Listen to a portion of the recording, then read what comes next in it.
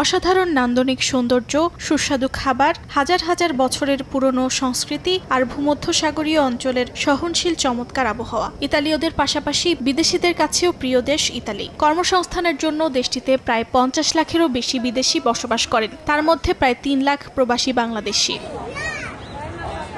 ছোট শহরে বাড়ি ভাড়া সহনশীল হলেও বড় শহরগুলোতে ভাড়া আকাশচুম্বী। ইতালির বাণিজ্যিক রাজধানী মিলান, রাজধানী শহর রোম, ফ্লোরেন্স ও ভেনিসের মতো শহরে বাসা ভাড়া অনেক বেশি, অনেক ক্ষেত্রে বিদেশি শ্রমিকের মাসিক বেতনের চেয়েও বেশি। পরিবার নিয়ে বড় শহরে বসবাস করতে হিমশিম খেতে হয় প্রবাসীদের।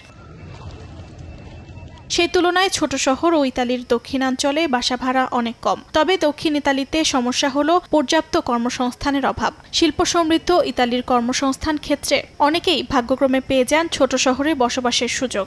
ইতালির বড় বড় শহরগুলিতে যে পরিমাণের বাসা ভাড়া বেড়েছে, সেই হিসাবে আমরা যারা এখানে কাজ করি আমাদেরকে বাসার খরচ চালিয়ে, আমাদের পরিবারকে খরচ চালিয়ে আমাদেরকে হিমশিম খেতে হচ্ছে। ইতালি বড় বড় শহরে বাসা ভাড়া তুলনামূলক একটু বেশি, আর ছোট ছোট শহরে বাসা ভাড়া তুলনামূলক যদি একটু কম হয়, তাহলে একজনের ইনকামে খুব সুন্দরভাবে ফ্যামিলি নিয়ে ইতালিতে চলা যায়। ইতালিতে সর্বনিম্ন বেতন 1150 ইউরো এবং দেশটির কর্মজীবী মানুষের গড় বেতন প্রায় 2500 ইউরো। তবে মিলান ও রোম সিটি সেন্টারে মাঝারি সাইজের একটি অ্যাপার্টমেন্ট ভাড়া প্রায় 1100 থেকে 1600 ইউরো। সে তুলনায় ছোট শহরে বাসা ভাড়া 500 থেকে 700 ইউরোর মধ্যে। সুযোগ সুবিধা ও শহরের চাকচিক্য থাকলেও বড় শহরের তুলনায় ছোট শহরের কর্মজীবী মানুষ জীবনকে বেশি উপভোগ করতে পারেন বলে সম্প্রতি এক গবেষণায় উঠে এসেছে।